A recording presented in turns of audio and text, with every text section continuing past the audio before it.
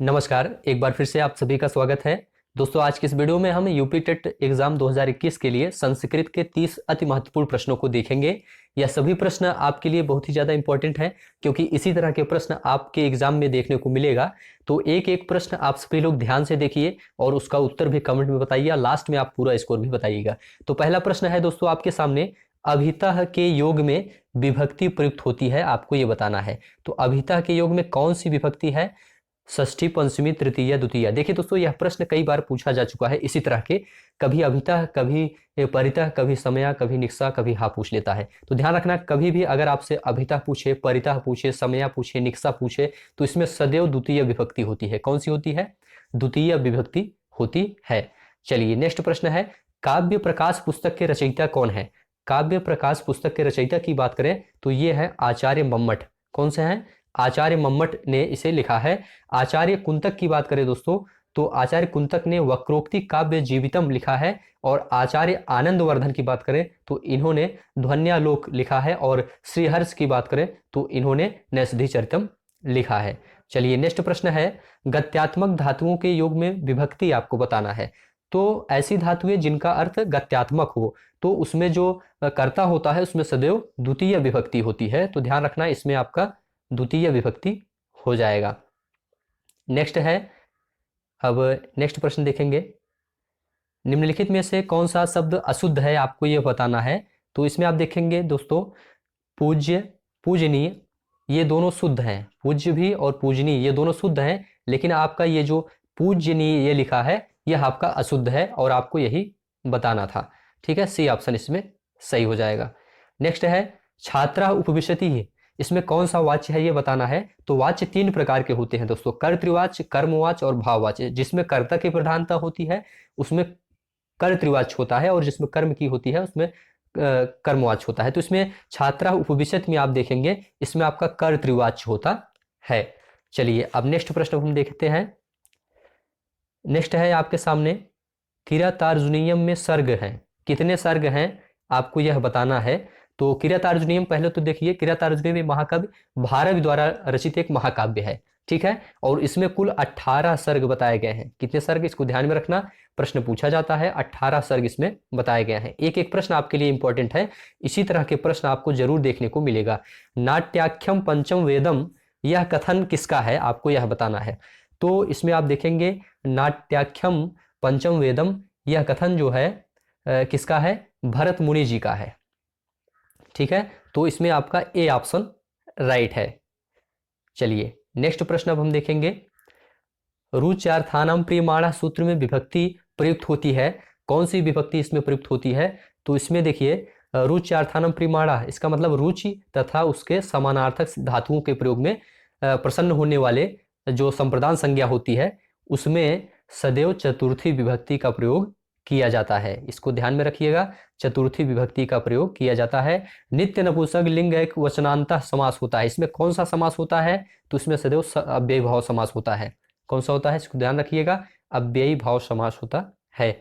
अविद्या मृत्युम तीर्थवा विद्या अमृतम मश्नुते, इस उक्ति का मूल स्रोत आपको बताना है। तो इसका जो मूल स्रोत है दोस्तों वह ईशावास्योपनिषद है।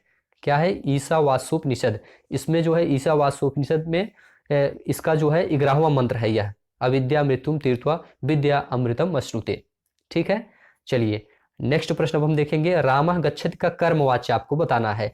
तो रामः गच्छति यह जो है कर्तृवाच्य है, और इसका कर्मवाच्य रामेण गम्यते हो जाएगा। क्या हो जाएगा? रामेण गम्यते। नेक्स्ट है, हितम मनोहारि च दुर्लभम वचा, इस सूक्ति किस ग्रंथ की है? तो इसमें आप देखेंगे यह जो है किरातार्जुनीयम से लिया गया है। किससे लिया गया है? किरातार्जुनीयम से यह सूक्ति ली गई है। इसका अर्थ होता है दोस्तों, हितकारी तथा मनोहर वाणी दुर्लभ होती है।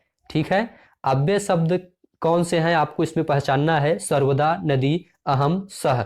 तो इसमें आप देखेंगे नदी, सह और अहम ये तीनों अव्यय नहीं है, क्योंकि इनका रूप चलता है, शब्द रूप चलता है। लेकिन जो सर्वदा लिखा गया है इसका रूप नहीं चलता और ये सदैव ऐसा ही रहता है, तो इसमें जो है अव्यय सर्वदा हो जाएगा। ठीक है, चलिए अब हम नेक्स्ट देखेंगे, अर्थगौरव के लिए प्रसिद्ध है। अर्थगौरव के लिए कौन प्रसिद्ध है? तो अर्थ गौरव के लिए भारव प्रसिद्ध है दोस्तों, ध्यान रखना। भारव जो है अर्थ गौरव के लिए प्रसिद्ध है। बात करें कालिदास की तो यह जो है उपमा के लिए प्रसिद्ध है। और दंडी की बात करें तो पद लालित्य के लिए प्रसिद्ध है। उपमेय और उपमान में अभेद्य प्रदर्शित किया जाता है, तो इसमें कौन सा अलंकार होता है? तो उपमेय और उपमान का जहां भेद रहित आरोप होता है वहां पर सदैव क्या होता है? रूपक अलंकार होता है, इसको ध्यान में रखिएगा। बात करें अनुप्रास अलंकार की तो इसमें वर्णों की आवृत्ति होती है बार बार, ठीक है। उत्प्रेक्षा अलंकार की अगर बात करें तो उत्प्रेक्षा अलंकार में क्या होता है? इसमें उपमेय में उपमान की संभावना प्रकट होने पर वहां पर उत्प्रेक्षा अलंकार हो जाता है। उपमा अलंकार की बात करें तो इसमें उपमेय तथा उपमान की साधारण धर्म के आधार पर तुलना की जाती है, तो वहां उपमा अलंकार होता है। नेक्स्ट है, महान व्याकरणाचार्य पाणिनि ने संस्कृत की वर्णमाला को कितने खंडों में बांटा है? तो पाणिनि ने संस्कृत वर्णमाला को 14 माहेश्वर सूत्रों के रूप में बांटा है, या 14 खंडों में बांटा है, आप कह सकते हैं। नेक्स्ट है, वाक्यम रसात्मकम काव्यम। वाक्यम रसात्मकम काव्यम, यह जो है कथन किसका है? ठीक है, यह कथन किसका है? तो आप देखेंगे आचार्य विश्वनाथ का यह कथन है। वाक्यम रसात्मकम काव्यम, यह जो है आचार्य विश्वनाथ जी का यह कथन है, इसको ध्यान में रखिएगा, मोस्ट इंपॉर्टेंट है, आप कह सकते हैं। नेक्स्ट है आपके सामने, पंडित जगन्नाथ ने काव्य की परिभाषा दी है। तो पंडित जगन्नाथ ने काव्य की परिभाषा क्या दी है? तो इसका सही जवाब है रमणीयार्थ प्रतिपादकः शब्दम काव्यम। इसमें दूसरा ऑप्शन इसमें सही है, रमणीयार्थ प्रतिपादकः शब्दः काव्यम, ये पंडित जगन्नाथ ने काव्य की परिभाषा दी है। नेक्स्ट है, दूत वाक्यम कृति आपको बताना है।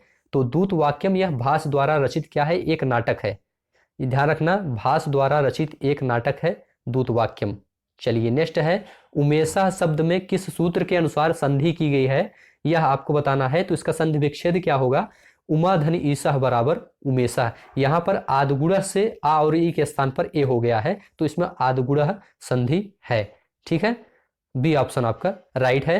पंचविंशति शब्द का हिंदी अर्थ क्या होता है? आपको यह बताना है। तो पंचविंशति, इसका हिंदी में अर्थ 25 होता है, ध्यान रखिएगा।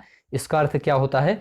25 होता है। अगर 15 की बात करें तो 15 को पंचदश बोला जाता है संस्कृत में, और 35 की बात करें तो 35 को पंचत्रिंशत कहा जाता है, और 50 की बात करें तो इसे 50 कहा जाता है। नेक्स्ट है, भोक्तुम में प्रयुक्त प्रकृति और प्रत्यय आपको बताना है। तो यह जो है भोक्तुम दोस्तों, यह भुज धातु से तुमुन प्रत्यय होकर भोक्तुम बना है, ठीक है। और इसमें भुज धन कत्वा से भुक्त्वा शब्द बना हुआ है, तो इसमें आपका ए ऑप्शन सही हो जाएगा, भुज धन तुमुन, ठीक है, इसे ध्यान रखिए ना। नेक्स्ट है, हितोपदेशा में संधि आपको बताना है। हितोपदेशा, हित धन उपदेशा में आदगुण सूत्र से गुण संधि है। कौन सी संधि है? गुण संधि है। नेक्स्ट है, भवभूति का संबंध आपको बताना है। भवभूति, भवभूति ये उत्तम राम चरित के रचयिता है। भवभूति किसके रचयिता है? उत्तर राम चरितम के रचयिता है, तो इसमें आपका डी ऑप्शन सही हो जाएगा। तो मालविकाग्निमित्रम और रघुवंशम यह किसका है? यह कालिदास की कृतियां हैं, ध्यान रखना, ठीक है। और अष्टाध्यायी ये पाणिनि की रचना है। नेक्स्ट है, पीताम्बरम का विग्रह आपको बताना है। पीताम्बरम में कर्मधारय समास है, जिसमें पीत तथा अंबर में विशेषण विशेष भाव है, और इसका विग्रह अगर करेंगे तो पीतम चा तत् अंबरम होता है। तो इस तरह से इसमें आपका कौन सा कर्मधारय समास हो जाएगा? तो इसका क्या होगा? क्या हो जाएगा? पीतम चा तत् अंबरम, पीतम चा तत् अंबरम, ए ऑप्शन आपका इसमें राइट है दोस्तों, ठीक है। नेक्स्ट है, गलत वर्तनी वाला शब्द चुनिए। गलत वर्तनी वाला आपको शब्द बताना है। तो इसमें आप देखेंगे जो पुल्लिंग लिखा गया है यह आपका गलत है, बाकी स्त्रीलिंग, नपुंसकलिंग, उभयलिंग सही लिखा गया है। राजपुत्र में समास आपको बताना है। राजपुत्र का मतलब राज्ञ पुत्र अर्थात राजा का पुत्र, तो इसमें आपका तत्पुरुष समास होता है। कौन सा समास होगा? इसमें तत्पुरुष समास होगा। चंद्रशेखरा में समास आपको बताना है। चंद्रशेखरा में प्रथम पद चंद्र है और द्वितीय पद शिखर है, दोनों की अप्रधानता है, और यहाँ पर अन्य पद की ओर संकेत कर रहा है, शिव की का बोध हो रहा है, ठीक है। इसका मतलब यहाँ पे बहुब्रीहि समास हो जाएगा। कौन सा समास होगा? बहुब्रीहि समास हो जाएगा। निम्नांकित में से कौन द्विकर्मक धातु नहीं है? आपको यह बताना है। तो इसमें आप देखेंगे, इसमें आपका सी ऑप्शन मन जो है यह द्विकर्मक धातु नहीं है, ठीक है। नेक्स्ट है, लास्ट प्रश्न है, छंदानुगत शिक्षण प्रणाली है किसकी है यह? तो पद्य की रचना इसमें जो है पद्य की इसमें हो जाएगा। कौन सा ऑप्शन?